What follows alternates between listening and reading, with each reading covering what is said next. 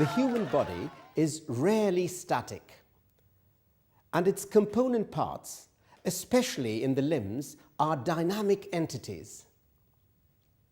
Anatomical language, therefore, has a special set of terms to denote direction of movement of the various body parts. In the upper limb, flexion denotes a forward movement of the whole limb or any part of the limb. Conversely, backward movement of the limb or any part of the limb is referred to as extension. When the upper limb is moved away from the vertical midline axis of the body, that movement is referred to as abduction, and movement of the limb towards the midline axis of the body denotes adduction. In certain joints, there is so much versatility of movement that the individual parts can be moved about several different axes. Such multi-axial joints, best exemplified by the shoulder joint.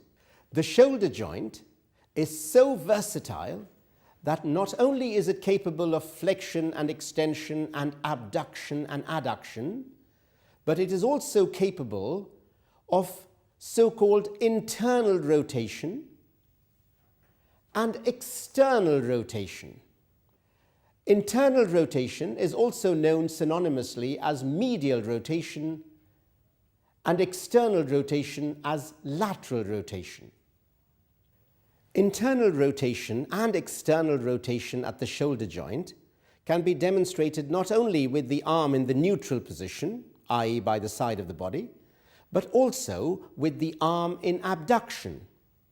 This, with the arm in abduction, is external rotation, and this is internal rotation. A sequential combination of all of these movements in the shoulder joint is referred to as circumduction. Moving distally down the limb, you will observe that the forearm is capable of specialized rotatory movements. An inward rotation of the forearm is referred to as pronation, and returning to the forearm to the original position constitutes supination. If you should have any difficulty in remembering which is supination and which pronation, simply remember the position of the thumb in each of these movements. In supination, thumbs up, S for super, and in pronation, thumbs down, P for pants. Easy.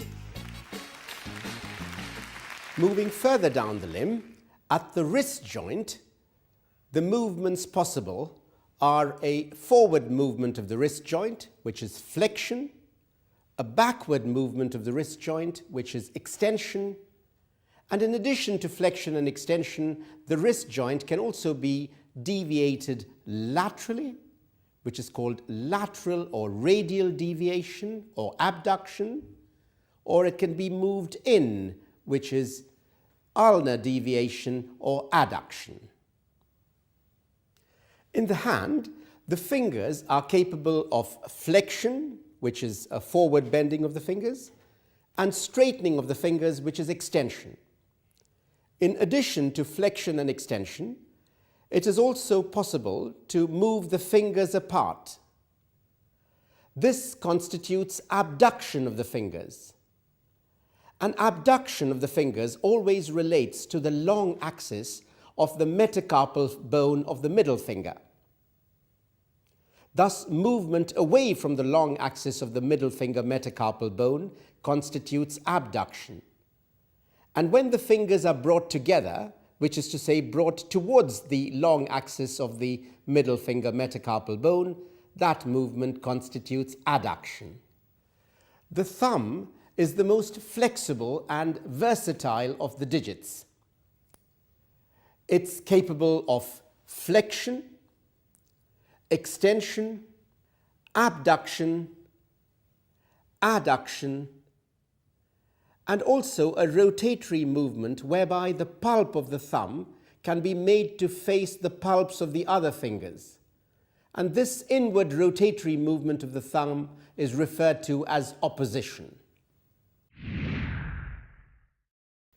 The movements at the hip joint are flexion, reflected in the forward movement of the thigh, extension, reflected in the backward movement of the thigh, abduction, when the thigh is moved outward, away from the median axis of the body, and adduction of the hip joint, reflected in the inward movement of the thigh.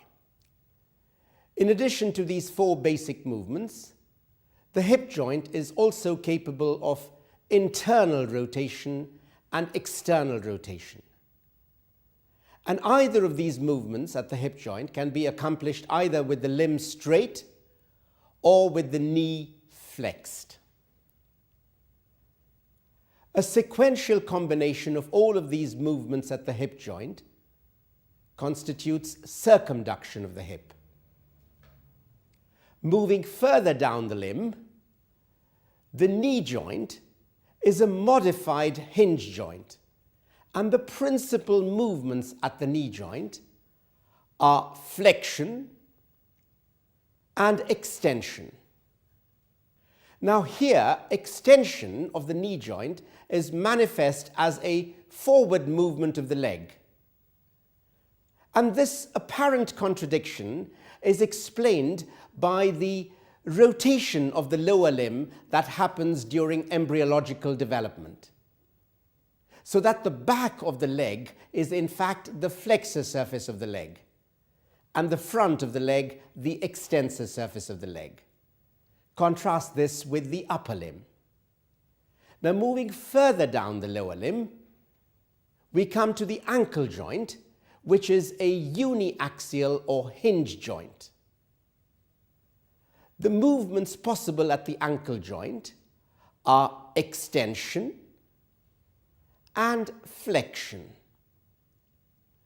Extension at the ankle joint, which is manifest as an upward movement of the foot, is also referred to as dorsiflexion.